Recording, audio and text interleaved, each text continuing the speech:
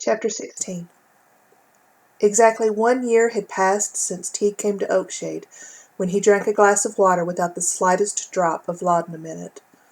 Warner had been wrong about being free of the habit, however, and Teague wanted so badly to pick the lock on the doctor's desk drawer.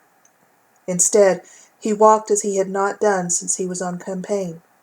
To the creek, through the orchard, to Annalise Hill and back he tramped with that artificial leg creaking along in time like an unoiled piston in some steam engine. And Annalie was never far from him on these walks. There was none of the awkwardness he might have expected after that night by his bed. She had not repeated the sentiments she'd expressed then, either about God or herself, and had not pressed him to further his confessions of guilt. He wished he could say the release had given him some peace, but it had not. It was as if both of them were waiting for the other to initiate any conversation on the subject, since they were too afraid to do so themselves. So Teague walked and listened to Annalie's opinions on literature or on culture, countering with his own opinions from time to time, and tried to forget that anything other than these pleasantries had ever passed between them. John says he and Lucy will move back into town any day now. That'll leave the house decidedly quieter, but I suppose it'll also give us all the more reason to ride into Newkirk, Annalie said, while they passed through the orchard on the concluding portion of this morning's walk. Teague considered telling her she should be afraid of him sneaking off to the mercantile and loading up on opium pills if they should ride into Newkirk, but he thought better of it. And he's making Sam his partner, which is fine for all involved. John will be able to stay with Lucy at his office, while Sam rides out for all the house calls, and Sam will finally get a proper share of his earnings. He'll be able to set up a household of his own before long, Teague hinted, and he worried that he didn't know how to take Annalie's having nothing to say on that subject. Dr. Warner met them at the door when they had started up the porch steps, and he handed Teague a letter. The address was barely legible as he glanced over the writing, smeared and covered in dirt as it was, but Teague could tell it was from Caroline. It seemed family letters in his recent past had held nothing but ill tidings, and he was loath to find out what new calamity he must endure. He handed the letter to Annalie. "Read it for me." She broke the seal and unfolded the paper, and then began in a voice nothing like what he remembered of his sister's. 5 February 1864. My dearest Teague, I trust this letter finds you well, though it comes at the end of so long a period of silence. Please understand that it is through no wish of my own that you have been deprived of any loving word from your family for these 2 years together. I have so often wished I could have you here with me, so we might comfort each other, as we used to do when the world was against us in even the smallest way. If you only knew how I have tried to overcome the many obstacles that have kept me from communicating my continued devotion to you, perhaps you would not doubt that you have indeed been missed. I cannot write all that is in my heart, as I must limit myself to this single sheet of paper. I have room only to mention in explanation that Mother and I have been staying with Aunt Julia in Vicksburg since the beginning of the war, and were thus present for the worst privations of the siege. But I must be brief, and hope I may speak what I may not write. Through a message Will was miraculously able to send past the lines, I have learned both of your whereabouts and his confinement, and through another miracle, helped along by my willingness to recite the oath of allegiance, despite Mother's objections and her refusal to join me in this treason, the garrison commander has agreed to grant me passage north that I may meet you, and together we may secure Will's welfare. I expect to leave here at the end of April, and arrive by steamer in Cincinnati around the 1st of May. I hope you will await me there, for my parole dictates that this emigration must be for the duration of the war, and I would be hard-pressed to navigate such an unfamiliar land alone. I am very much changed since you last saw me, and you may not recognize me. I shall bring the parasol you gave me that last Christmas. Surely you remember how horrid the color was. That I still have it is proof that I will always be your loving sister, Caroline. She doesn't know. Teague sighed as he took the letter back from her. I shall go to her immediately. I should like to meet your sister, Annalee said. Teague glanced down at her face, flushed with the exertion of their walk together, and to her hair, wild about her temples and in desperate need of a gentle hand to smooth it back. When I leave Cincinnati, it will be for Columbus. I'll not bring another here to burden you. It's no— I am determined in the matter. I see. Annalee swiped those strands of hair around her face. She glanced from him to the floorboards of the porch and then to Warner before moving with a forced calm past her father and into the house. Teague watched her go and gripped the letter in a fist, but then turned when Dr. Warner spoke. Are you sure you're ready? Not in the least, Teague thought, but he had no choice. Ready or not. The next days brought activity such as Oakshade had not seen in months. Mrs. Warner and Mrs. Dow conspired to fit a spring cleaning into the journey preparations, probably to mask their disappointment that Dr. DePriest had seen Teague's imminent departure as a sign that he, too, should move with Lucy back into his own house.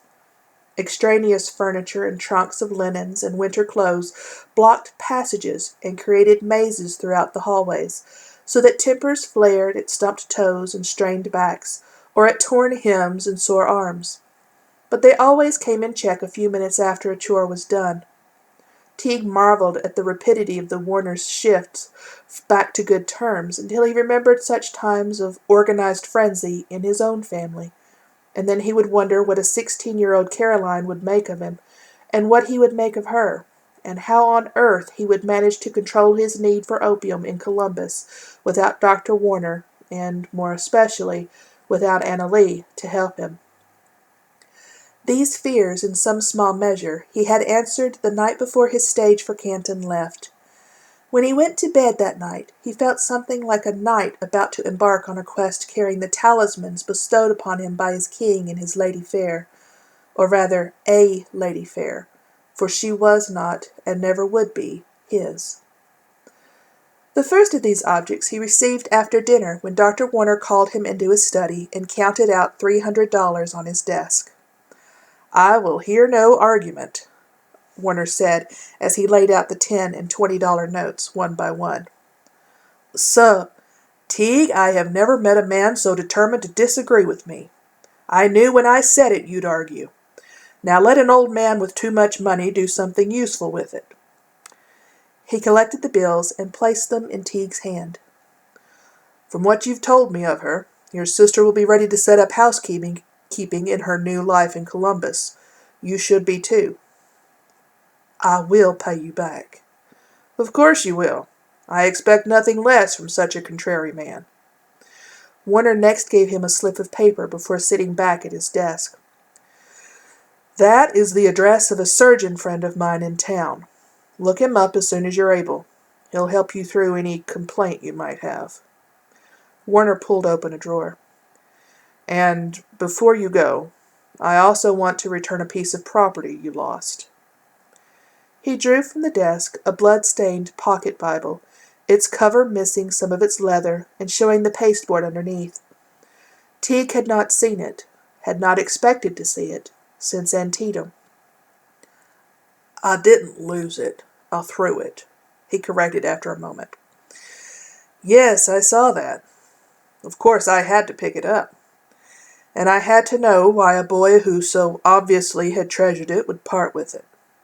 It's why I chose you to go on that train, and why I tried to keep you on as a steward at the hospital, and why I asked you to come here. I hoped one day you would welcome it again. Call it a plot or a scheme, if you will. I prefer mission, myself. But whatever we call it, whether or not I succeeded will depend entirely upon you. I knew you wouldn't be able to keep quiet for long. Warner only smiled. I'd rather you kept it, Teague insisted. I know. But if I read the inscription correctly, this was a gift from your father. I'd feel odd about not offering it back to its rightful owner. When Teague started another refusal, Warner interrupted. Even if you don't want it, your sister will. And so Teague took the Bible that he'd sworn never again to touch to his room and placed it on the writing desk beside his journal. He still hadn't decided whether or not to leave it there in the morning when Annalee knocked on his door. "I was hoping you'd be awake," she said. "I want to give you something." She came toward him, the crepe of her skirts rustling with every step, and unfolded a handkerchief on the desk, the white of its material made brighter by the darkness of her sleeve. She'd be in the gray of half-mourning soon, and Teague realized he'd not see her again in that brilliantly embroidered lavender summer dress he'd come to associate her with her, even if her everyday wear had always been decidedly plain. He inspected the gift with its simple lacework trim, and his respectably sober white embroidered initials that any gentleman's handkerchief ought to have. But surrounding the letters were the greens and blues and reds of an Ohio springtime, and featured prominently amid the floral splendor was a large spray of forsythia blossoms. "You came to us when the forsythia were in bloom," she explained with some of that old shyness she'd had with him that first April. Such a girl she'd seemed then, so full of contradictions she couldn't be expected to know herself. She was still full of those contradictions, but she had grown to recognize them, embracing even the ones that suited her. And she was stronger than he ever would have imagined. She was no girl now. "Thank you," he said simply, and traced his forefinger over the bright yellow threads in the forsythia. "Here," Annalee said as she took up the handkerchief from the desk and folded it into fourths. "I haven't had time to press it, so this will have to do." She turned several pages in his father's Bible, placed the cloth in it, and shut the cover. Teague grinned and picked up the book. "And I suppose that was just a random page you chose." "Caught again," she said in mock surprise at having been discovered in the duplicity. "Think of it as my chapter-long blessing." Teague opened to where the handkerchief marked Psalm 121 and read, "I will lift up mine eyes unto the hills, from whence cometh my help." "And I suppose a bit of advice, too," Annalee explained. "Just look up every once in a while. You might see something." "And what will I see?" "I don't know. It depends on what you want to see, I think." And if he wanted to see her, what would she say? That he wasn't looking far enough? That she was blocking the view of the hills? Or that she wanted to see him too? That he could look at her all the days of his life and live perfectly content? He smoothed the handkerchief over the page and laid the Bible back on the desk as it had been. "We have an early day tomorrow." "Yes," she replied. "I should let you sleep." But she waited a moment longer, as though waiting for him to say something that he knew he never would, that he suspected she knew he never would. "Good night, then, Teague,"